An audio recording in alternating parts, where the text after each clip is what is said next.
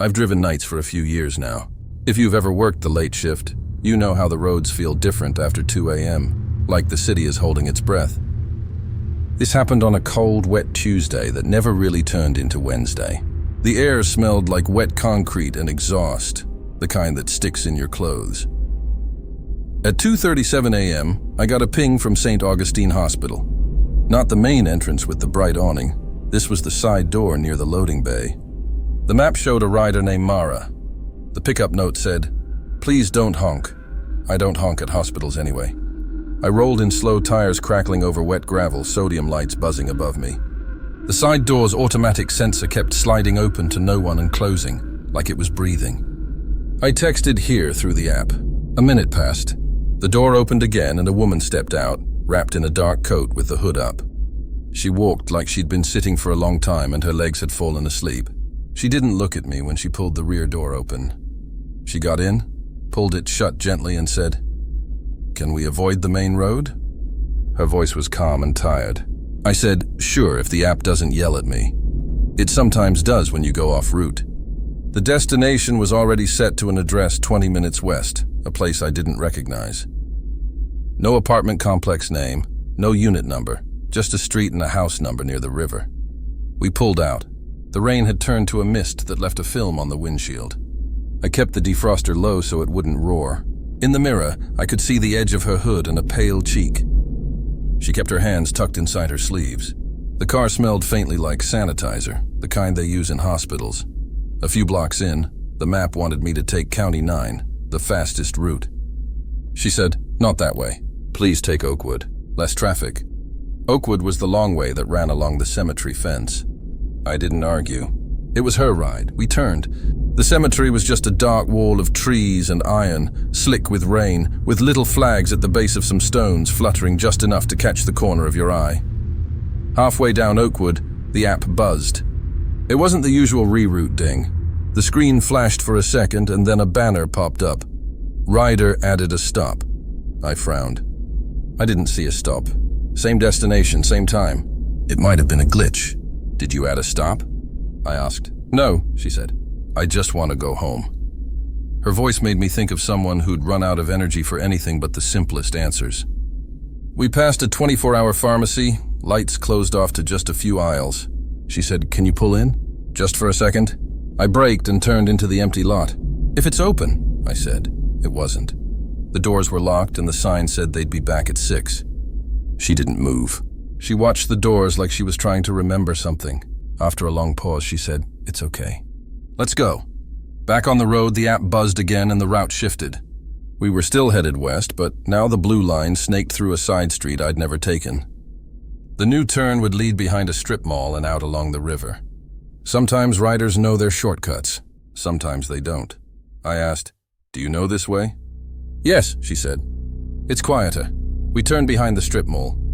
The backlots were a mix of puddles and dumpsters and the hum of a refrigeration unit somewhere. The river was on our right now, black and calm. The houses on the opposite bank were dark squares. The map said 6 minutes left. We crossed under an overpass where the sound of the rain got louder. My rearview mirror showed the back seat as a softer shape in the dark. She hadn't spoken again.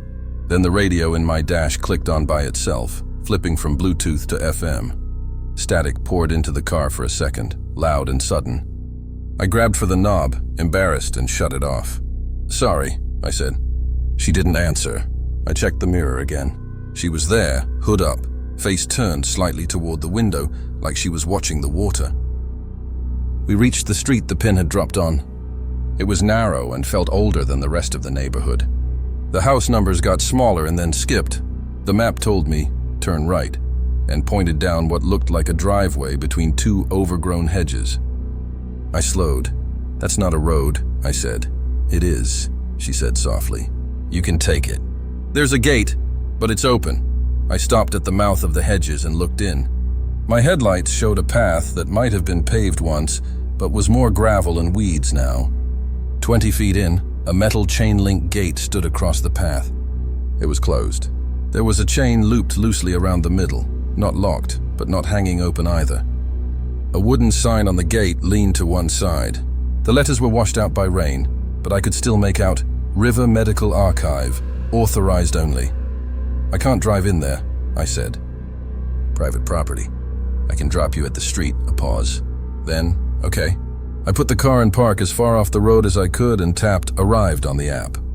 The blue End Trip button came up. Before I hit it, I said, "Do you need help?" I don't usually ask. It felt like the right thing to do then. "No," she said. "Thank you for taking Oakwood." It was a strange thing to thank me for. I reached to end the trip. The screen flashed red. Trip has ended. That wasn't me. My finger was still an inch above the button. The fare showed up, distance, time. The rating stars appeared. The screen waited for me to choose thanks or done. I looked back to say goodbye. The back seat was empty. I hadn't heard the door open. I hadn't felt the shift of weight or the brush of air. The interior light hadn't come on. The door indicator on the dash showed all doors closed. I turned the dome light on and blinked at my own confused face in the mirror. I got out into the wet, cold air and looked around. The hedges were still. The gate stood in the same spot, rain gathering along the top rail and dripping steady. No footprints on the driveway. No movement in the dark beyond. The only sound was the river, a quiet sheet of water moving slowly past. I opened the back door and checked the seat, the floor. It was dry. No sign that anyone had been there. I could still smell that faint sanitizer smell. But that could have been the hospital parking lot still stuck in my head. I got back in the car and sat there for a long minute, unsure of what to do. Finally, I hit done on the app. It thanked me and returned to the map. When I pulled away, the radio clicked back onto the same static. I turned it off and drove in silence through the empty side streets, the wet branches of the hedges brushing the car just enough to make small noises I couldn't place. When I got home near dawn, I did what I always do. I checked the back seat again. That's when I saw it. On the floor behind the front passenger seat, half under the rubber mat, was a white plastic hospital wristband. It was the kind they snap around your wrist with the little teeth. The name on it was Mara H. The date was yesterday. The time printed on it was 10:14 p.m. I told myself she probably slipped it off in the car, and it fell. I put it on the counter by my keys. I slept for a few hours, then called the hospital and asked for patient information. I told them I'd found a wristband and wanted to return it to the right person. The woman on the phone asked for the name and the time. There was a pause. I could hear typing, then another pause. "I'm sorry," she said. "We don't have a current patient under that name." "She was discharged?" I asked. Another pause. "No," she said, voice lower. "Mara H. was admitted at 10:14 last night to the ICU. She passed at 1:08 this morning. If you found her wristband, you can bring it to security at the main desk." I thanked her and hung up. I didn't bring the band back that day. It sat by my keys for a week. Every time I came home from a late shift, I told myself I was being dramatic. On the 8th day, I put the band in an envelope and drove back to St. Augustine in the afternoon. The daytime lobby looked different, loud, bright, ordinary. I handed it to security and told them the story like I was telling a story that happened to someone else. On my next night out, around the same time, the app pinged with a rider request from the exact same side entrance. The name on the screen was Mara. I stared at it until the timer ran out and the request was sent to someone else. The ping sound echoed in the car for a long time, even though it had already stopped. There are 100 ways to explain what happened. A glitch in the app, a mix-up in names. Someone slipped out of the car quietly without me noticing because I was focused on the screen and the rain and the gate. I believe any of those when the sun is up. After 2 a.m., when the roads go empty and the cemetery flags catch the wind, I don't drive past Oakwood if I can help it. If the app tries to send me there, I hit decline and tell myself it's for the money. Not for the feeling I get behind my ribs when I think about the gate and that soft voice thanking me for taking the long way. I'm a bartender, which means most of my trips are from the edge of closing into the quiet hours of the morning. I don't drink, but I don't like wandering to the train after midnight either. Several times a week I use Uber to get home. I'm careful. I check the make and model, the driver's face, the plate, and I always share my trip with my sister. One Saturday night, or I guess Sunday morning, I stepped out of the bar at 2:11 a.m. The street was damp and empty, and I could smell the ocean even though the water is 2 blocks away. My hair was damp with sweat, and the fog carried it away in little curls. I ordered a ride. A black Toyota Camry, 2018, plate 6LT916. The driver's name was Matthew. 5 minutes away, I stood under the awning. 2 minutes later, as if the app had conjured it early, a black Camry rolled up to the curb. The driver slowed, window coming down halfway. The plate read 6LI916, one letter off. "Uber?" he said. His voice was cheerful in the way tired people sound when they push it. I stayed where I was. "Who are you picking up?" He looked down at his phone for a second too long, and then smiled again. "Ashley?" That wasn't my name. I didn't answer. I checked my phone. Matthew was still 2 minutes away. His icon was still on the map, 3 blocks out. I texted my sister. "Weird one here. Wrong plate. One letter off." "I think you have the wrong person," I said to the driver. "My driver is 2 minutes away," he kept smiling. "Plates are weird on rentals. They give us different ones sometimes. I can take you now. You don't have to wait." He had his phone mounted on the dash with a map open. Even from the sidewalk, I could see it wasn't the Uber driver app. It looked like standard maps. No little rider icon, no blue start button. "I'll wait," I said. His smile faded a notch. He nodded, as if we'd had a reasonable conversation, and pulled away from the curb. Rolling forward to the corner where he stopped and sat. Brake lights red on the wet pavement. A minute later, the real black Camry came around the corner. Plate 6LT916. The driver looked like his photo. I opened the back door and slid in quick, locking the door out of habit. "Hey," I said, "thanks. Just so you know, there's a car at the corner that's the same as yours with a plate 1 letter off." He glanced in his mirror and made a face. "Yeah, happens sometimes. You good?" "Yeah," I said, already tapping share trip to my sister. We pulled off the curb. In the mirror, the other Camry turned its lights on and eased out behind us, hanging back half a block. I felt the back of my neck get tight. "He's following," I said quietly. My driver didn't brush it off. He didn't say I was being paranoid. He just nodded and clicked the door locks.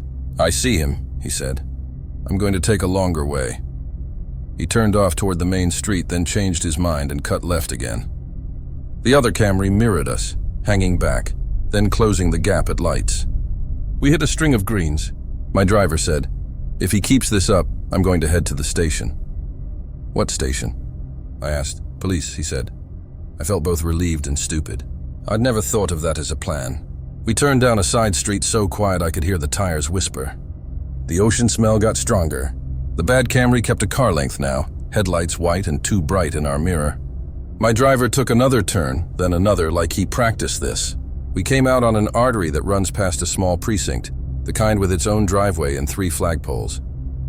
The moment we turned into the station's lot, the car behind us slowed and kept going.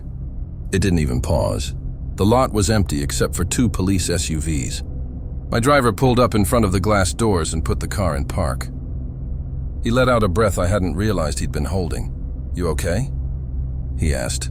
"I think so," I said. My hands were shaking. I hadn't noticed until then. We waited there for a full minute. A cop walked out, gave us a curious glance, then went on with whatever he was doing. No one came out to ask questions. My driver said, "I'll take you home now." We left the lot and looped back streets. The first Camry didn't reappear. We reached my place in 7 minutes. The street was quiet, porches dark. I tipped him in cash and threw the app. "Thank you," I said. "For real." "No problem," he said. "Share your ride every time. Don't get in if anything's off." I went inside and double-locked the door. My sister texted, still watching the dot, "You're home." I told her about the wrong plate. She texted back a bunch of words I can't repeat and told me to send the report through the app. I did.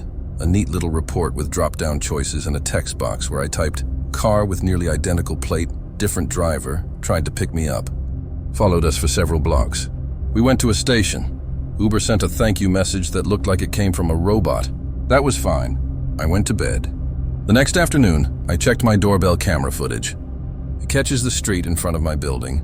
At 3:58 a.m., a black Camry rolled slowly past, stopped at the corner, then kept going. The plate was 6LI916. The car kept coming back every 6 or 7 minutes, always rolling slow, never fully stopping, like it was waiting for someone to come out. It did that until 4:24, and then didn't come back. I sent the clips to Uber with another report. They said they'd forward the information to their safety team. Maybe they did. I never heard anything else.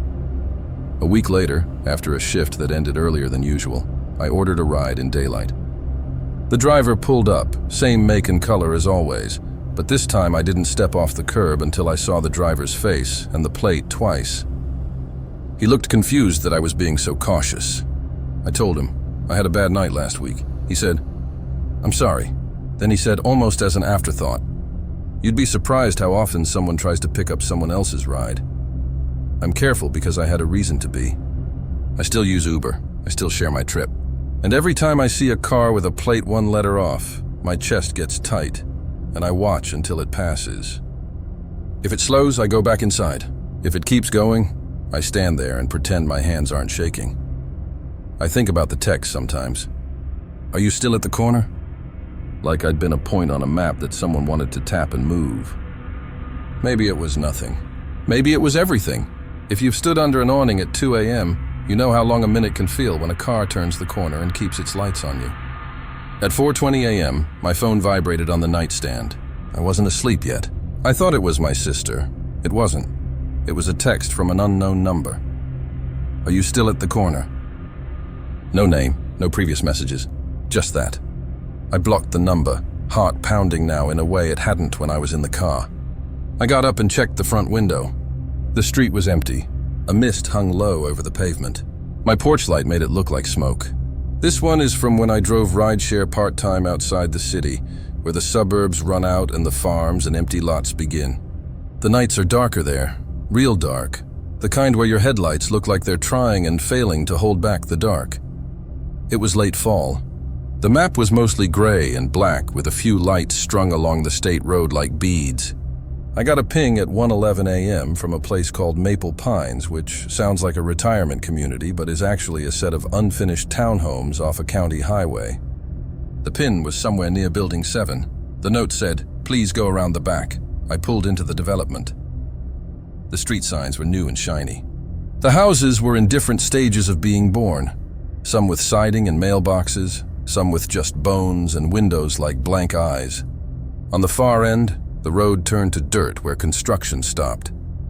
I texted, "Here." A guy walked out from between two houses, hood up, a duffel bag slung over his shoulder. He moved like he knew where he was going and like he hoped no one else did. He opened the back door and got in, setting the bag at his feet so it touched the back of my seat. "Hey," he said. "Can we take River Road instead of the highway?" River Road runs along the old canal. It's one lane in a lot of places and floods when it rains, but it's faster if you don't get stuck. The app's route used the highway, but I said, "Sure." He leaned forward into the gap between the seats and pointed. "You can cut over here," he said, tapping the map where a smaller, thinner line traced a different path. His finger was gloved in cheap leather. I nodded and went. We took a series of turns until the houses thinned and the trees got thicker. We passed a church with a small graveyard crowded right up against the side wall, the stones tilting toward the building like they were leaning in to hear the hymns. The road narrowed. The air felt heavier by the water. It was one of those nights with ground fog, low and torn up by headlights. A sign flashed by on the right. Road closed at night, 11 p.m. 5 a.m. He said, "It's fine, they put that up because kids hang out here." I do this all the time. The barricades didn't block the road, but a pair of orange drums stood like sentries. I slowed. The map still showed our blue line moving forward. No detour flashed. Sometimes, in places like this, the app doesn't know or doesn't care. I chose to keep going. The tires hummed over old patched asphalt. The canal was on our left, black water sliding past like oil. For a few minutes, it was just my lights in the fog and the occasional white reflector post glinting back. The guy in the back was quiet. He didn't touch his phone. He didn't fidget. He wasn't drunk. He just looked out his window.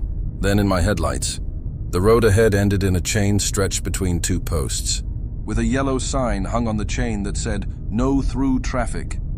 There was a wide spot in the road for turning around. Beyond the chain, the road continued, but the fog made it look like it fell away into nothing. "Can you lift it?"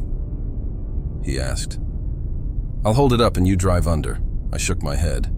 I can't go past a chain like that. I'll turn and go back to the highway. I said it patient, trying to keep it neutral. Most people get it when you say can't. He sighed a little and said, okay. He didn't argue. He didn't get angry. He sounded disappointed, which somehow felt worse.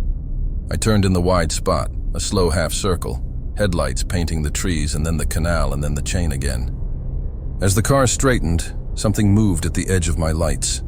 A person standing by the trees on the opposite side of the canal, just inside the fog.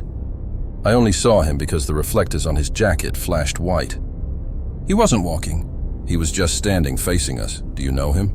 I asked before my brain could decide if we needed to be gone already. The guy in the back leaned to my side for a look and then sat back.